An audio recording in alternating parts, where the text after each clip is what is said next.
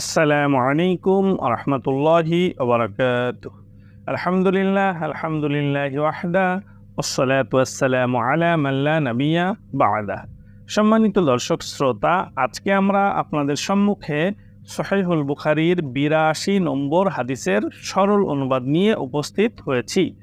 কাজেই আর কথা না বাড়িয়ে আমরা সরাসরি চলে যাচ্ছি সহিহুল বুখারীর ৮২ নম্বর হাদিসের সরল অনুবাদে।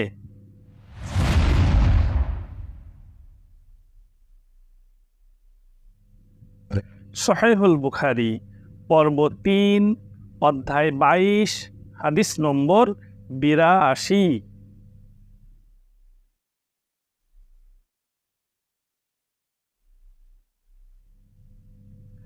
ইবনু উমার রাদিয়াল্লাহু তাআলা আনহু হতে বর্ণিত, তিনি বলেন, আমি আল্লাহর রাসূল সাল্লাল্লাহু আলাইহি ওয়াসাল্লামকে বলতে শুনেছি, একদা আমি নিদ্রাবস্থায় ছিলাম।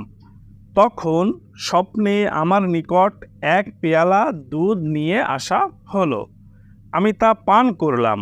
এমনকি আমার মনে হতে লাগলো যে সে পরিতৃপ্তি আমার নখ দিয়ে বের হয়ে যাচ্ছে। অতঃপর অবশিষ্টাংশ আমি উমার ইবনুল খাত্তাব রাদিয়াল্লাহু তাআলা আনহুকে দিলাম।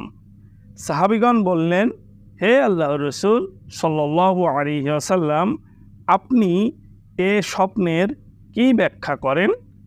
তিনি জবাবে বললেন, তা হলো আল ইলম, অর্থাৎ জ্ঞান।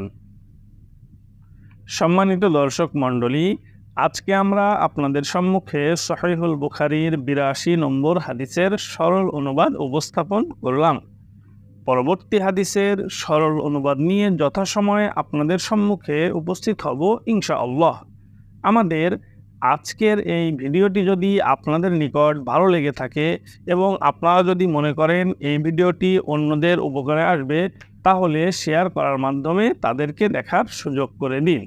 পাশাপাশি আমাদের এই ইউটিউব চ্যানেলটিকে সাবস্ক্রাইব এবং ফেসবুক পেজটিকে ফলো দিয়ে রাখুন। তাহলে আপনারা সহজেই আমাদের এই চ্যানেলের ইসলামিক ভিডিওগুলো পেয়ে যাবেন ইনশাআল্লাহ।